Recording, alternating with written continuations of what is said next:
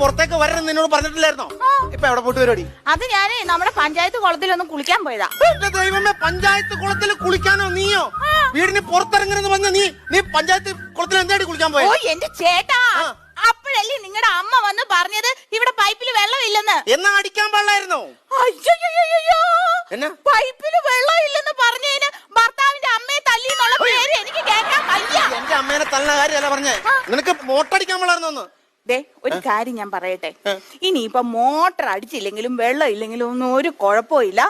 ഈ പഞ്ചായത്ത് കുളത്തിൽ പോയി കുളിക്കുന്നുണ്ടല്ലോ, ഭയങ്കര നൊസ്റ്റാൾജിയായിട്ടാ.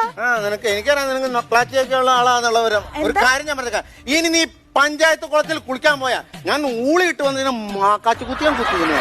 മനസ്സിലായിട്ട് എനിക്ക് നീ പോയി പോണി. നീ നൊസ്റ്റാൾജിയ നൊക്ലാറ്റിയ എനിക്കെല്ലാം മനസ്സിലാവുന്നുണ്ട്. എനിക്ക് സൗന്ദര്യമില്ല, നിനക്ക് നൊക്ലാറ്റിയ. ഒപ്പം നീ കേട്ടോ.